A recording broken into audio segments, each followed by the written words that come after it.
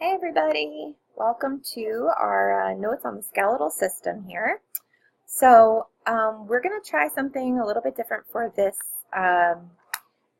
section because it's a lot of notes and a lot of memorization. So we're going to try and flip our notes section and do some of these videos at home, and then we can do more application and practice in class.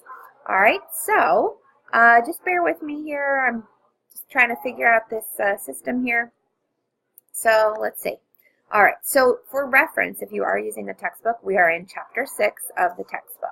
Okay, so here are all our objectives for the skeletal system. There's a bunch on there. I will give you our typical objective sheet at the beginning of the chapter. So we will go over all of these and see what we're going to be talking about in this chapter. Okay, so here's just a question to kind of get us started thinking. So the question is, true or false? Bones are solid, non-living structures that hold up our bodies. This is an interesting question, and my goal is that you will be able to answer this. I'm not going to give you the answer right now. Some of you might know it. And no, I'm videotaping. Raquel just walked in, as usual. Say hi, Raquel. Hi guys.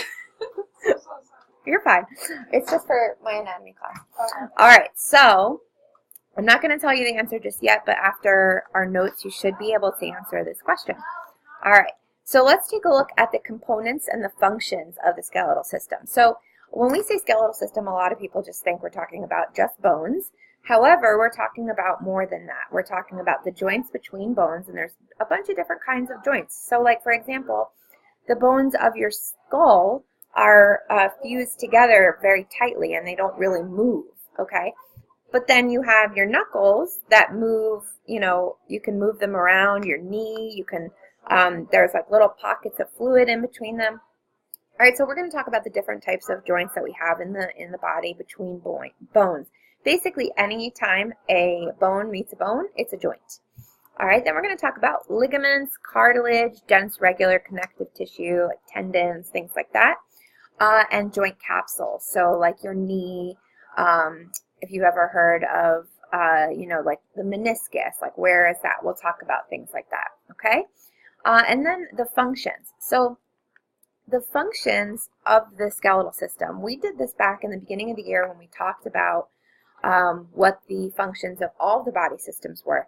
But everybody knows the main one is support, okay? We support the body. If you were to take your bones out, you would be a big ball of mush on the floor, all right? But bones are more than that. They also function in storage, for example, of calcium, okay? So they're a big storage tank for that. All right, blood cell production, which we just talked about in our last unit, that blood cells are born in the bone marrow, which is found in our long bones, okay? Protection, our vital organs are protected by bones. So your heart, your lungs are protected by your thoracic cage. Your pelvis protects your reproductive organs. Your skull protects your brain. All right. So our vital organs have like these cases around them to protect them. And then movement. A lot of people don't realize when we think what body system is responsible for movement, you would probably tell me the muscular system. But the muscular system is actually acting on the skeletal system. So if a muscle contracts, well, so what? You're not going to move. It's got to pull on something. So like when you move your arm, the muscles here, where's my camera? All right, the muscles here are pulling my forearm, the bones of my forearm closer. All right, so skeletal muscular systems to integrate it are what makes movement possible. All right, so let's look at the introductory stuff. Bones are classified by either their shape or their structure. So depending on, let me move my thing out of here. All right, so depending on the shape of the bone, they have similarities or differences.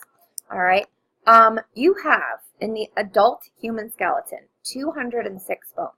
Now my question to you is, do you think that you always have 206 bones? Do you think you have more at any point, less at any point? Interesting question. Let's think about that one. All right. Connective tissue is what bones are considered. So A lot of people don't realize that, like what is bone? And bone is actually considered a connective tissue. If you remember, blood was also considered connective tissue. And bone has specialized cells in it that we'll talk about, the cell types. The space between the cells we call the matrix, and then we have ground substance. All right, so we'll go into all this, but there's a little hint here to that true and false question. We're saying that bone is made up of specialized cells. So something to think about. All right, the texture. The texture of bone, it's basically big storage tanks of calcium salts. All right, 2/3 of the weight of bone is actually from these calcium salts. So the calcium gets deposited in the matrix of the bone and it hangs out there until it's needed. And we'll talk more about that during muscle contractions, which is in our next unit. So basically, the rest of the bone matrix is made up of different types of cells, and we'll talk about what the ground substance is. So when we start looking at macroscopic bone features, so basically, remember, macro means large, so macroscopic, what are these bones looking like? We can start to classify them into groups, and that will help us because certain bone shapes will have characteristics in common. So for example, long bones. Long bones would be like your humerus or your femur, and they have these two ends to them, and then a longer, thinner part in the middle. All right, and then we have short bones, which would be, they're usually like a cube or a rectangle in shape, and we find them in the wrists, in the ankles, and places like that. All right, let's take a look at our next categories, flat bones. So this is an example of this would be your scapula. All right, the thing that on your back, you know, it looks like a bat wing almost. All right, we'll talk about, this is part of your shoulder joint actually. All right, and it's very flat and broad in its shape. So that would be this classification of flat bones, and we'll talk about other ones in that category. Then we have irregular bones. Anybody know what this bone here is? If you guessed vertebrae, you are correct. All right, vertebrae, I mean, look at this funky looking thing here. They're irregular shaped, and not all vertebrae are shaped the same either. We'll talk about the different categories of vertebral bones, and you'll see how they're all shaped a little bit differently. We can't really classify them into other groups, which is why we call them irregular. All right. Now, let's talk first about long bones. Okay, long bones are usually longer than they are wide. So we see them, the middle part here is pretty sizable, and it's going to be longer than the width, which makes them different than short bones. All right, they have a long central shaft, which we call the diaphyses, and then the diaphyses is where the central cavity is, all right, and that is where bone marrow is contained. Let me move my little screen out of the way here. All right, so the bone marrow that we talked about last chapter is actually running down the middle of the central canal in the diaphyses of the bone. We have expanded regions on the sides, or the top and the bottom of the diaphyses, which we call the epiphyses. And those epiphyses are covered by articular cartilage. Articular is like when things articulate, you're working together. So we call it articular cartilage because it's where the two bones are going to work together. So the articular cartilage at the epiphyses of your humerus here is going to work with your scapula and your clavicle to make and create the joint that allows for flexibility of the shoulder. All right. And you'd have down here at the elbow joint as well, you would have more articular cartilage. All right, how do you identify one epiphysis from another? Well, if you look at this one, and this is how you can tell which way the bone is facing. All right, the proximal end of the bone, meaning closer to the connection of the bone to the body, to the main part of the body, has this rounded portion, and that is because it is a ball and socket joint. Okay. And the epiphyses, the distal epiphyses, has this flatter region, and we can look at that in more detail, that is going to articulate with two bones of the forearm, okay? Now the femur is actually set up very similar to this. It has a ball and socket joint at the proximal epiphyses, and then a very similar setup, generally speaking, at the distal epiphyses. All right, so types of bone tissue. If we take a look at this, this is a cross-section here of a bone, and you see that there's a whole bunch of stuff going on in here. This is that articular cartilage that we were just talking about, all right? That's going to cover the epiphyses of the bone. Notice it's on both. And it's going to help with the joint that some joints take a lot of wear and tear. So we need to have some sort of protection covering the bone so we don't wear down the bone. That's what articular cartilage is for. Notice you have this like different looking bone here. It almost looks porous, okay? And this is, we will most likely refer to this as spongy bone. We have these little lines in here, okay? And we call these the epiphyseal plate.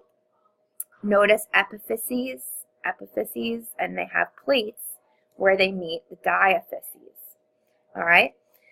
Now you're going to have compact bone, and inside this area of compact bone, you have the central canal, which is going to have your marrow cavity, which is where the bone marrow is. All right, so let's take a look here. Compact bone is also can be called dense bone, and it's solid. It forms in the diaphyses, and it's found where stresses are going to come from a limited range of directions. So when you, let's say, are moving your humerus around, all right, you are not moving the middle part where the diaphyses is.